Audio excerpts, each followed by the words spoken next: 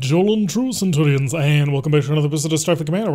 I'm Fleet Admiral Tarek of the battlecruiser Ice Flemapina, as we continue our campaign against the Hydran Star Kingdom. And last time, well, we're down to an Empire defense of 15 on what does appear to be their final planet. So, without further ado, let us set out into space, into the middle of the black hole. We're actually not going to bother to stop by unless it's going to force us to stay there, but we're going to immediately turn around, head right back into the planet. Hopefully, we can avoid an actual starbase assault if we have to go on one of those. It's going to be painful and difficult, and I could instead take an Enigma because I'm not a huge fan of the shipyard assault. I will take a planetary assault without so much as a hint of hesitation. On the other hand, I'm not particularly interested in doing yet another shipyard assault. The shipyard assaults are just not super entertainingly fun, unfortunately. They're an okay mission type, I suppose, in terms of difficulty and what they're supposed to represent, but at the end of the day, you just spend so much time traveling between different points that it kind of feels a little bit pointless. And so when at all possible, I try to avoid those. Those in the anomaly mission, if I have no other choice, I will take those mission types, but if I do have a choice, I'm going to head for the hills. Anyway, we're going to do a quick check of our sensors. There appears to be medical supplies on board the disabled Romulan vessel. We will basically steal it. And then there is a dreadnought off in the distance. I believe you're a paladin. No, you're a monarch. Ooh, that could be rather significant. I mean, it looked like a monarch, but the icon definitely reminded me of most of the paladins that we generally run into. So we're going to need to pick up the pace on this one because this has to get done quickly. Because if it doesn't get done quickly, it's not going to get done at all. You see, the AI will kill us, and that will be incredibly painful. So what I'm going to do is I'm going to activate a tractor beam. We're going to do a full-on heart attack here, since he's basically firing all his weapons right on past us. That would have been very painful if it had managed to actually be aimed at us, but it wasn't, so all the plasma that we've got. Lovely. Phasers, overload, fire those, and let him go.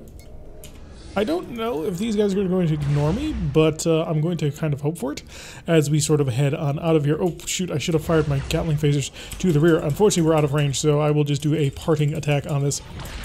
Actually, I really shouldn't. We're going to slow down our speed a little bit so we can start charging up the plasma torpedoes. We do need to get our phaser capacitor fully recharged once again, but what I want to do is try and run the distance out quickly and, well, just quickly really is the only way to put it. So if we can get the distance far enough, we can then come in with another attack, and he will probably not survive that next attack. He is a Monarch-class battleship, so not a battleship carrier, though, which is a significantly weaker version of the vessel.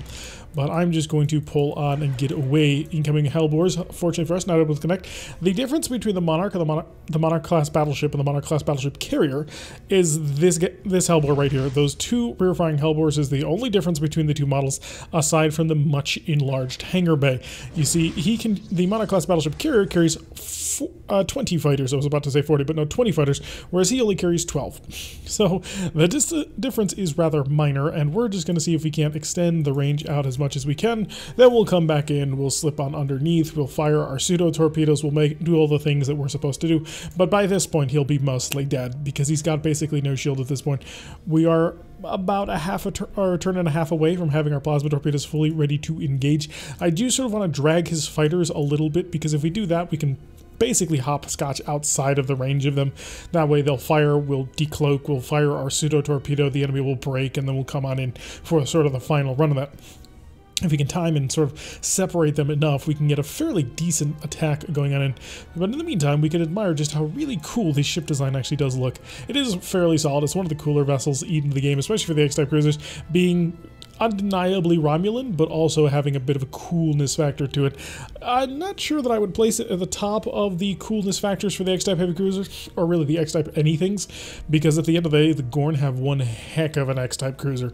Their X-type destroyers actually are probably their sexiest ship in their entire fleet. We're going to slow way down because it looks like one of my plasma torpedoes isn't charging, and I need all of them. That's going to be incredibly important. Good, all of them will charge, so we will have all our plasma torpedoes ready to go. But in the meantime, we're going to duck underneath all of that, because I don't want to deal with that. So they will fire all of their phasers. They will not be able to connect with us because we are far too evasive and undercloaked.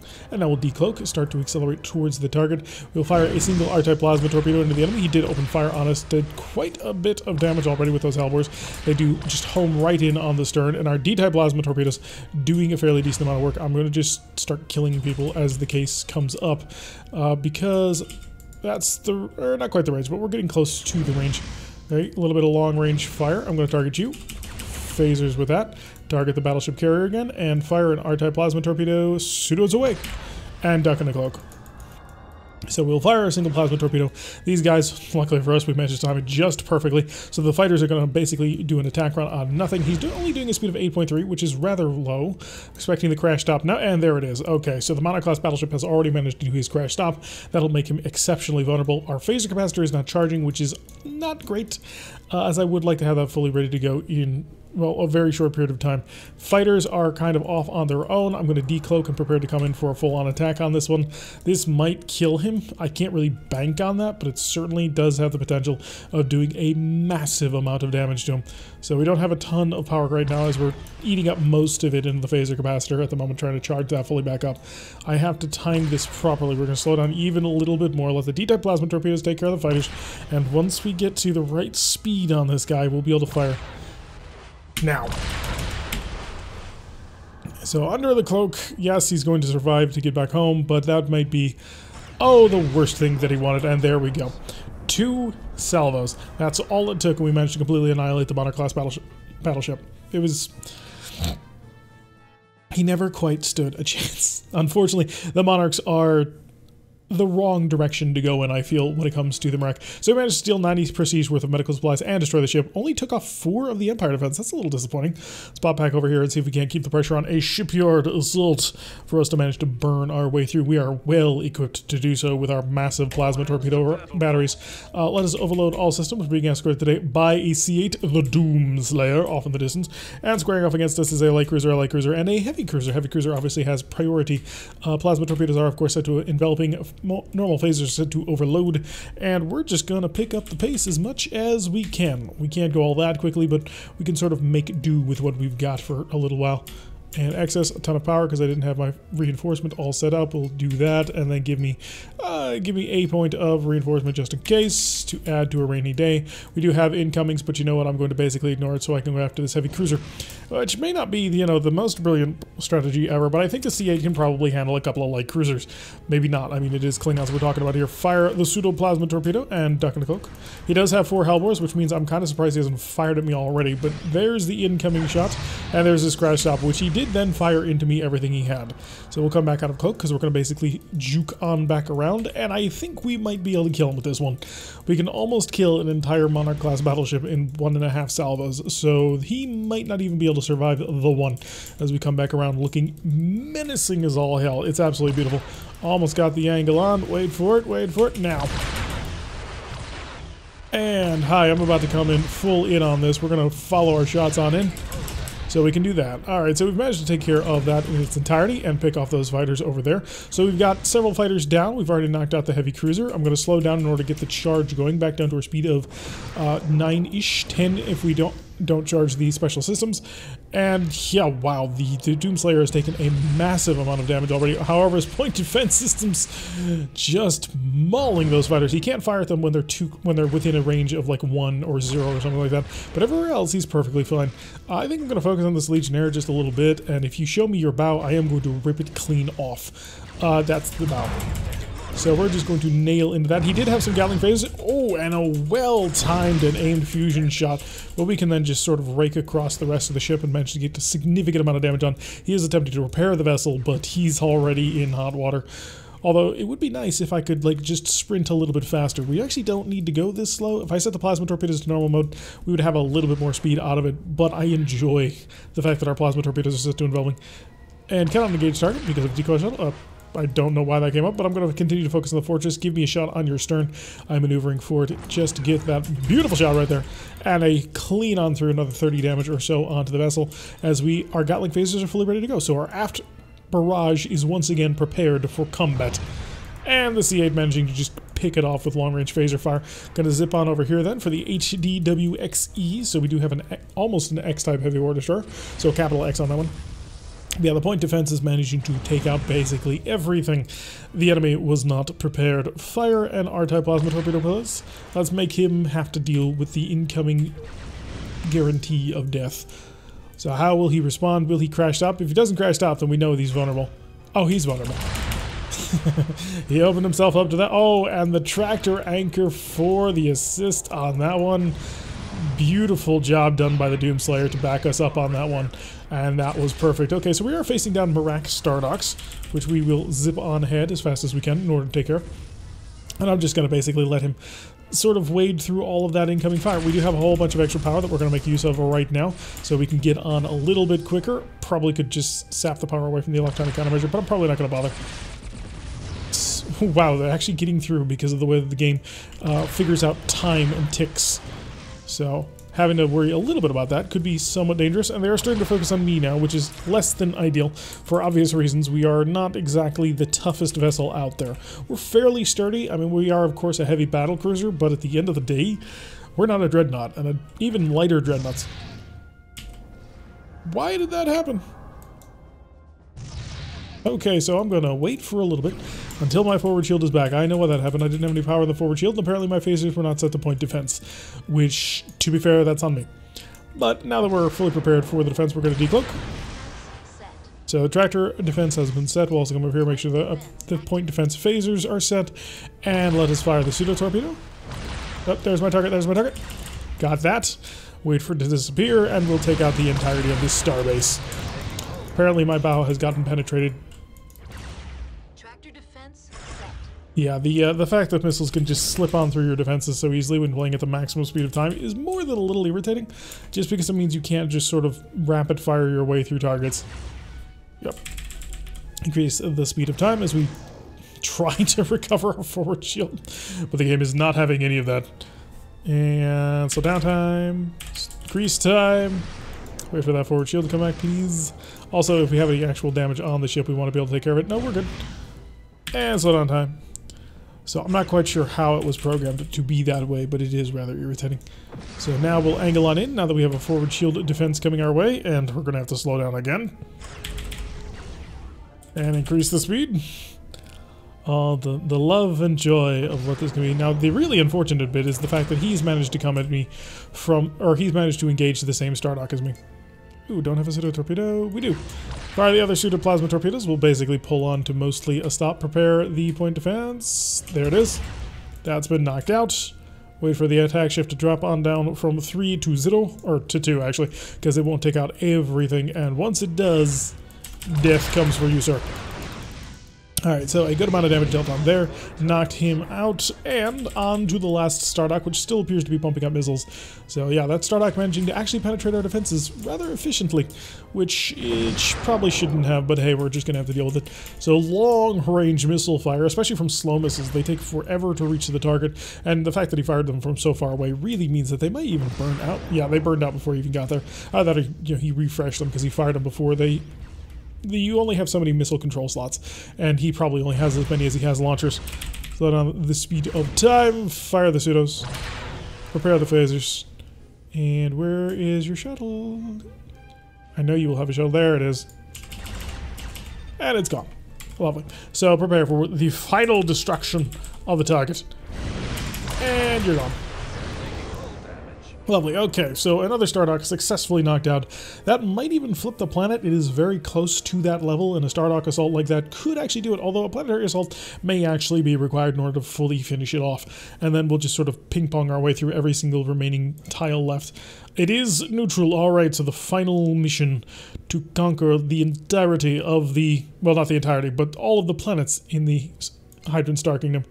Pop back over here, and it's going to be a straight-up patrol. So a final duel out in the middle of deep space, their grandest vessels versus, well, us. And to be fair, we came ready for war. It doesn't look like the enemy did, though. So the enemy is, we're being escorted by the Brigand and the Skull Crusher, so a pair of pirate cruisers, spacing a freighter and a frigate. And there may be another frigate off here in the corner, but other than that, they brought not nearly enough equipment. Set the plasma torpedoes to enveloping, which was a little bit far behind. Prepare the full forward shield reinforcement. Honestly, I probably don't even need my plasma torpedoes, if we're gonna be completely honest, because we have a ridiculous amount of firepower. So he's just going to surge on forward. Probably might be able to take on this border shore on his own.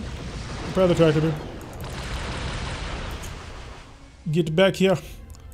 Wow, that was totally worthless and wasted, but hey, we're gonna deal with it. Slow down the speed of time. I'm just going to basically bully him. That didn't work. Fire that. And then fire that. And then... perfect. And the reason why I did that is because I wanted to be able to do this. Just immediately switch on over to this heavy, well, this frigate carrier, which, to be fair, that's a lot of frigate being carried. Just charge everything. All plasma torpedoes fire, because we got to get you dead soon, otherwise we're all going to die, because that's a lot of fighters coming over, and he's dead. Alright, so that's all of his fighters, and on to the last target, which is a single FLRG.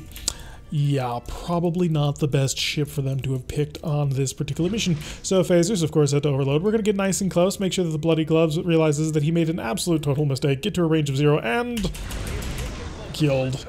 So, literally one pass. 2 plasma torpedoes to kill one, another 4 plasma torpedoes to kill another, and the phasers required to kill their backup freighter. So that didn't exactly go their way, but that should be the last of the Hydran planets and stations. So if that's the case, then we're just going to be able to zip on through the rest of the entirety of the Hydran Star Kingdom. Yeah, it's owned by the Romulans now. So we're going to pop down here. This, yeah, it doesn't have any sort of actual defenses, so we'll come on a patrol in the middle of the black hole, because that's where you find all the cool stuff. It is 2321 for those keeping track of the actual date on how long it took us to actually conquer this place, aside from, you know, the number of episodes. Overload all weapons, prepare the forward shields for maximum reinforcement as we prepare for this. We are being escorted by the Power Word and the Golden Spar, squaring off against the single freighter. Let's be honest, we probably don't need to spend any actual time paying attention to what they've got. Oh, they've got a frigate over here. That's cute. I'm going to go for him, because he potentially could have weapons, and you don't. So I'm going to increase my speed to 1.1, and that will give me just enough power to tractor beam. Oh, an OSLV. That might actually be dangerous. No, you're a freighter. Never mind. I can ignore you. So I was worried for a moment that I may actually have to pay attention to the enemy, and it turned out not to be the case. So we're going to go quite quickly. Our R-type plasma torpedo is just about to be prepared. There they go. 2 on the way, and you might survive this, you might not. You did not. Lovely. On to the next one, because this apparently is something that we're going to now try and do. And there's the black hole. We could actually fly and try and drag them into the black hole. It would kill them. The closer you get to the black hole, the more it pulls on you and tries to drag you down. I don't recommend trying to take vacations of the black hole. They tend not to end all that great, because they will kill you eventually. In fact, there was a special mission that used to show up in Starfleet Command 1 where you basically dueled in amongst many black holes, and that was the cool version of the anomaly mission, because the black holes could be everywhere, and then you had to deal with them. Alright, on to this last little freighter. He doesn't really stand much of a chance, because at the end of the day, he's a freighter, and who thinks what freighters can accomplish anything? And the phasers, you actually survived more than I was anticipating. Plasma torpedoes to not to offline, to normal mode. I don't need them off, I need them just not turbocharging themselves, because at the end of the day, come on, he's a freighter. I think we'll be able to finish off with gun phasers and manage to zip on through, and the Gatling's on for that.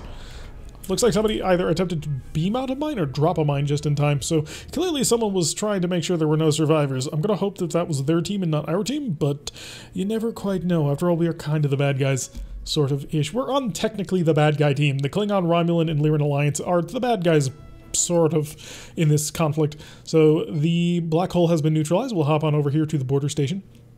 Then we'll zip on back and make sure that we clear out everything around that planet station to make sure that the enemy can't actually hold it. A scouting mission. We shall scout, but the end of the scouting mission is going to involve lots of explosions, and they're probably not going to be from us.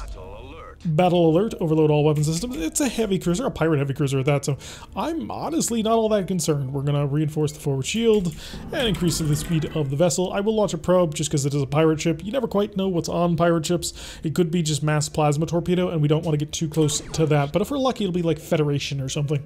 It'll be equipped with disruptors or photon torpedoes. Hey, that's mass plasma torpedo.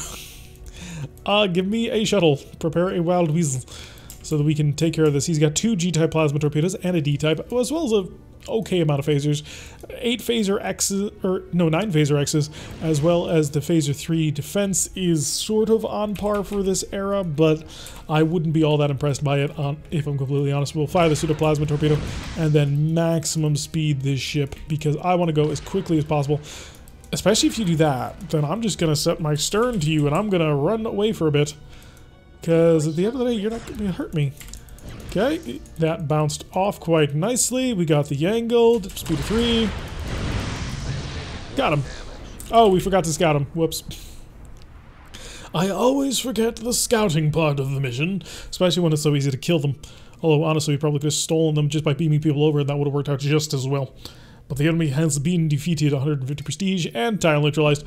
Alrighty, so Oh, that's probably, yep, that's going to do it for today's episode. We are just having a couple of more sectors. We're looking at 3, 6, 7 sectors left to go, and they should be pretty much one and done affairs for every single one of them. At the most, 2 and done affairs. If the enemy doesn't have any sectors or stations left, and I don't believe they do, this should be over probably next episode. So be prepared for our next ISC campaign with a little bit of a twist. Look forward to it. Anyway, I have been Turek. If you like what you've been seeing, hit that like button and subscribe before I see a notification every time I post one of these videos. Press that little bell icon, leave a comment, and join us for the streams on Wednesdays and Saturdays at 5 o'clock, as you can watch us play Apollo's Vipers in Rogue Tech. If you ever want to see Leodama drive a big stompy robot, that's the place to do it. And I will see you all in the next episode.